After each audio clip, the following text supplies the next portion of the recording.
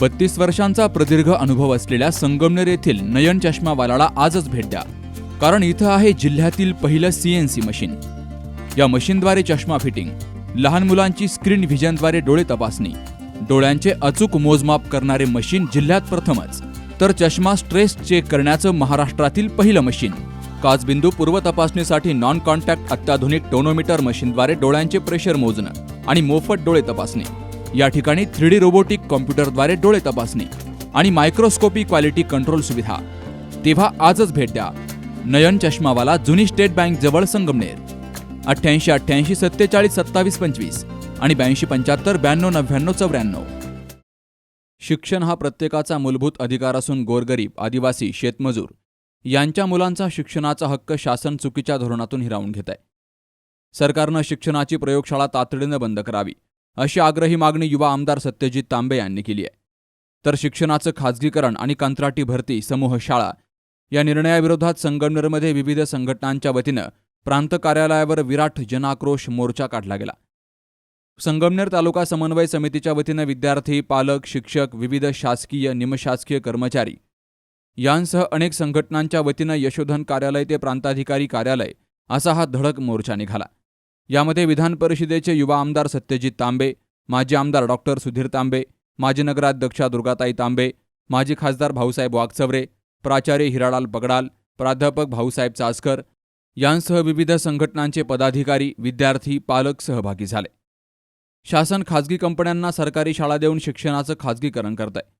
आदिवासी वाड्यावस्त्यांवरील खेड्यापाड्यातील गोरगरिबांच्या मुलांसाठी असलेल्या शाळा बंद करून समूह शाळा करण्याचा घाट घातला जातोय, असा आरोप शिक्षक भाऊसाहेब चासकर यांनी केलाय. आज महाराष्ट्राच्या शिक्षण क्षेत्रामध्ये आपण जर बघितलं तर अस्वस्थ खतखत आहे. ती अस्वस्थ खतखत पालकांमध्ये आहे, शिक्षकांमध्ये आहे आणि मोठ्या प्रमाणावर ती अस्वस्थ खतखत असण्याचं कारण विद्यार्थ्यांमध्ये आहे.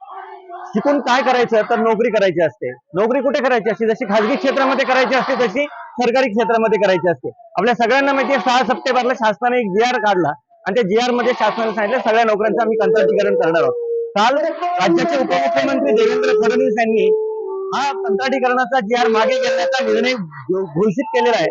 याचं आम्ही स्वागत करतो. पण एक अत्यंत महत्वाची गोष्ट अशी आहे, महाराष्ट्र हे देशाच्या शिक्षणाची प्रयोगशाळा म्हणून एकेकाळी तिचा उल्लेख व्हायचा. महाराष्ट्र राज्याचा इतकं प्रगतिशील राज्य, या राज्यामध्ये दर 4-6 वर्षांनी शाळा बंद करण्याचा निर्णय घेतला जातो.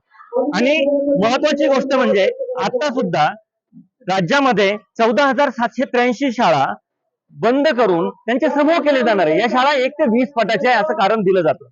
सगळ्यात महत्वाची गोष्ट अशी आहे की शिक्षण हक्क कायदा या देशामध्ये आला, त्याच्यासाठी 125 वर्ष पाठपुरावा या देशातल्या फुले, शाहू, आंबेडकर, सावित्रीबाई, फातिमा शेख या सगळ्यांनी केलेले, कर्मवीर भाऊराव पाटलांनी.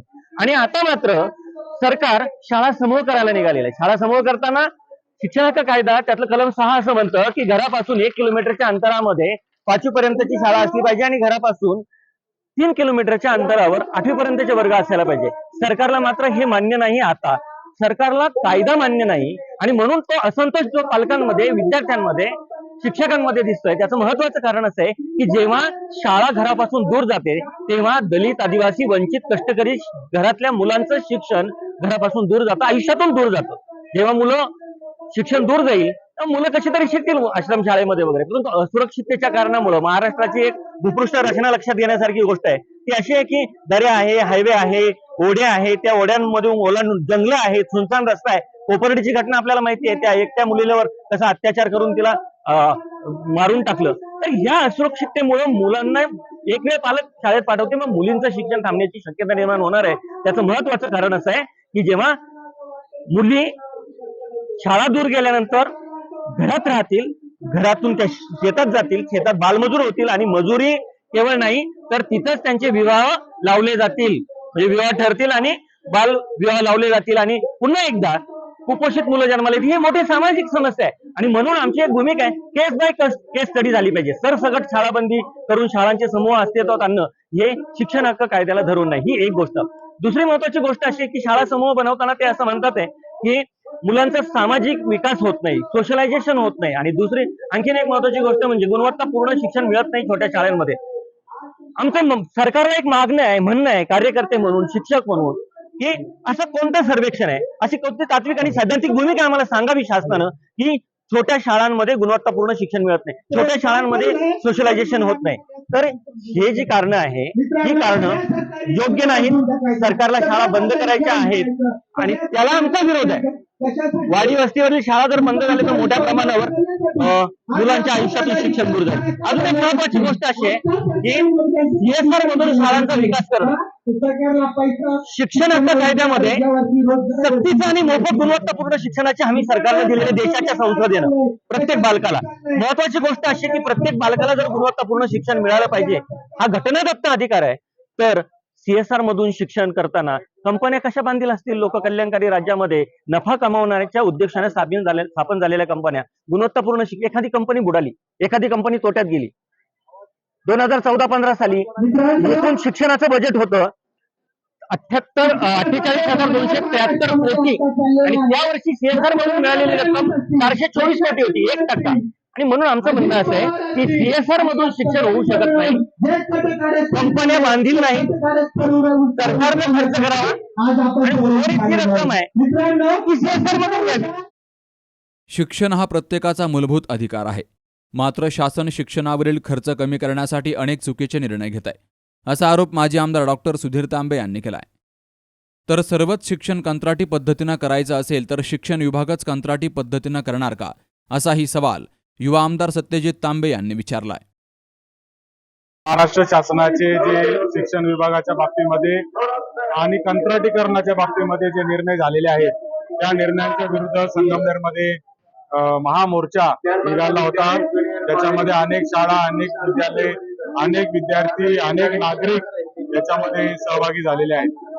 आपण पाहतो की शासनाने कंत्राटीकरणाचा निर्णय जरी काल मागे घेतला असला तरी हा निर्णयाचं आम्ही स्वागत करतो, परंतु इथून पुढच्या भविष्यामध्ये देखील कंत्राटीकरण होणार नाही याची शाश्वती सरकारने कुठेतरी दिली पाहिजे असं आमचं मत आहे. त्याचबरोबर शिक्षणाच्या बाबतीमध्ये तर शिक्षणाची एक प्रयोगशाळा तयार केलेली आहे. कुठलाही अधिकारी यावा आणि त्यांनी काहीतरी नवीन त्याच्या मनात येईल ते त्यांनी काढावं, अशा पद्धतीचं काम चाललेलं आहे. एखादा अधिकारी येतो, त्याच्या मनामध्ये काहीतरी येतं, तो नवीन काहीतरी योजना आणतो, सरकारी शाळा कधी बंद करायची आणतो, कधी 2 शाळा एकत्र करून समूह शाळा करण्याची गोष्ट आणतो, कधी खासगी कंपन्यांना शाळा देण्याची गोष्ट आणतो. या शिक्षकांना शिक्षणाचं काम सोडून सगळ्या प्रकारचे कामं दिले जातात, त्यांना नवनवीन आज ऍप दिले जातात आणि कुठेतरी मला असं वाटतं की एक प्रयोगशाळा या शिक्षणाची करण्याचं काम महाराष्ट्र शासनाच्या शिक्षण विभागाच्या माध्यमातून चालू आहे आणि म्हणून त्याच्या विरुद्ध आज हा मोर्चा संगमनेरमध्ये निघालेला आहे. ज्या कारणासाठी तुम्ही रस्त्यावर आलेला आहात, आपण नेहमी म्हणतो खाली डोकं वर पाय, या सरकारची तशीच अवस्था झालेली आहे मित्रांनो. यासाठी खरं तुम्ही आज या ठिकाणी ज्या मागण्या घेऊन आलेल्या आहात, एका बाजूला सरकार जे भांडवलदार आहेत त्यांच्या कर्जमाफीचं धोरण असेल, त्यांचं टॅक्सचं धोरण असेल, तिथे लाखो कोटी रुपये एका बाजूला खर्च करत आहे आणि दुसऱ्या बाजूला शिक्षण असेल, आरोग्य असेल, खर्चाच्या नावाखाली हे सरकार दिवाळखोरी दाखवत आहे. तर म्हणजे शिक्षण हा खऱ्या अर्थानं माणूस सुसंस्कृत करण्याचं, माणूस उभं करण्याचं, देश उभं करण्याचं शिक्षण हे मूळ कारण आहे. या शिक्षणाला वंचित करण्याचं काम ग्रामीण भागामध्ये ज्या पद्धतीचं धोरण जे चालू आहे, घेतलं आहे, ते अत्यंत निषेधाचं आहे. जी IAS लॉबी बसलेली आहे त्या IAS लॉबीला माहीत नाही ज्या खेड्यामध्ये हे शिक्षण घेतलं जातं, ज्या पाण्यावर हे शिक्षण घेतलं जातं, तिथे तिथले पालक आणि मुलं कशी शिकतात याचं ध्यान नसलेलं हे सरकार आहे. त्यामुळे या शिक्षणामध्ये बसलेले मंत्री आहेत हे तरी देखील ग्रामीण भागातून आलेलं आहे, त्यांचं डोकं तरी ठिकाणावर पाहिजे होतं. तर म्हणजे या ठिकाणी जे धोरण शिक्षणाच्या बाबतीमध्ये चालू आहे, घेतलं आहे, अत्यंत निंदाजनक आहे मित्रांनो. आज सरकारने एक निर्णय घेतलेला आहे, कंत्राटी कामगार जे धोरण आहे ते रद्द करण्याचं. उद्या हे धोरण त्यांना रद्द करावंच लागेल, यासाठी खरी आता मुळात आमचं पहिल्या गोष्ट तर ही आहे की शासनाने, महाराष्ट्र शासन असेल किंवा केंद्र शासन असेल, या ठिकाणी आपण शिक्षण हक्क कायदा केला आहे. सर्व लोकांना मोफत, सक्तीचा आणि दर्जेदार शिक्षण देण्याचा कायदा आहे, तो मूलभूत अधिकार झालेला आहे. तो आता कोणाच्या मर्जीचा प्रश्न राहिलेला नाही. त्यामुळे शासन अशा प्रकारचे निर्णय घेऊ शकत नाही. शासनाने एकतर शासन मुळात खूप कमी खर्च शिक्षणावर करतंय. आज हजारो शिक्षकांची जागा रिकाम्या आहेत. शासन त्या ठिकाणी ह्या जागा भरत नाहीये. शिक्षकांना अशैक्षणिक कामं दिली जातात. शाळेचे इन्फ्रास्ट्रक्चर नाही आहेत. जिल्हा परिषदेच्या शाळांच्या इमारत नाही आणि शासन त्या ठिकाणी कुठेतरी कंपन्यांच्याकडे बोट दाखवते. आमचं म्हणणं असं आहे की शासनाला हा खर्च करायला काय हरकत आहे. ही शासनाची जबाबदारी, शासन ही जबाबदारी टाळू शकत नाही. शासनाने हा खर्च केलाच पाहिजे आणि सर्वांना मोफत सक्तीचं आणि शिक्षण त्या ठिकाणी मिळालंच पाहिजे. त्याबद्दल कुठल्याही त्या ठिकाणी आता खाजगीकरण करणं असेल किंवा आता शासन 65,000 शाळा त्या खाजगी कंपन्यांमध्ये देणार, तिथे त्यांचा अभ्यासक्रम काय शिकवायचा, तिथे त्या शिक्षकांना प्रशिक्षण देण्याचं काम असं त्यामध्ये तरतूद केलेली. त्यांना प्रशिक्षण देणार, मग त्याला प्रत्येक कंपनीने वेगळं द्यायचं का. शासनाकडे SCRT नावाची संस्था आहे, मग ती काय एक चांगलं प्रशिक्षण केंद्र करू शकत नाही, त्याच्या चांगलं उत्तम शिक्षण देऊ शकत नाही. इथे कुठेतरी शासन आपलं अपयश मान्य करतं. कुठल्याही शिक्षण तज्ञांचं ओपिनियन घेतलं नाही. त्यामुळे जे आमचे वंचित कोण होणार आहे, मुली वंचित होणार आहे शिक्षणापासून, दलित समाजाचे लोक असतील, 6% खर्च शिक्षणावर शासनाने केलाच पाहिजे. हे बघा, इथं राजकारण आणायचं काही फडणवीस साहेबांनी काम नाहीये. आमचा मूळ मुद्दा हा आमचा कोणतेही शासन, आम्ही केंद्र शासनाशी भांडतो, या शासनाशी पण भांडतो. आता कंत्राटीकरण पुणे आणलं, आता हे बघा, पण असं कंत्राटीकरण त्यापूर्वी आणलेलं नव्हतं असते माझ्या माहितीनुसार. 98 साली पहिल्यांदा युती सरकारनं, आता सरांनी सांगितलं की युती सरकारने प्रथम आणलं होतं. आमचं म्हणणं काय, जे पूर्ण वेळची काम आहेत त्याला तुम्ही कॉन्ट्रॅक्ट बेसिसचे कसे, तुम्ही सरकारी अधिकारी कसे काय कॉन्ट्रॅक्ट, वर्ग 2, वर्ग 3 आणि वर्ग 4 इथपर्यंत त्या ठिकाणी होतं. मुळात आमचा कॉन्ट्रॅक्टच्या याला विरोधच आहे. या मोर्चामध्ये संगमनेर तालुक्यातील विविध शाळांमधील हजारो विद्यार्थी सहभागी झाले. बाबासाहेब कडू, सी न्यूज मराठी, संगमनेर. राजूर येथील सुप्रसिद्ध पन्हाळे पेढेवाले आता संगमनेर बरोबरच इतरही शहरात खास म्हशीच्या दुधापासून बनवलेला तसेच लाकडी भट्टीवर तयार केलेल्या कंदी पेढ्याबरोबरच तूप, बासुंदी, खवा, सोनपापडी आणि गणेशोत्सवानिमित्तानं स्पेशल मोदक आता आमच्या शाखांमध्ये उपलब्ध. कमी साखर आणि गुणवत्तेशी कुठलीही तडजोड नाही. आमच्या शाखा पडतानी मिल समोर संगमनेर, गणेशनगर संगमनेर, खटपट नाका अकोले, बस स्टँड समोर नारायणगाव, गणेशपेठ सिन्नर आणि शिर्डी. चला तर मग मोदक आणि पेढा घ्यायचा आहे तर पन्हाळे यांचाच.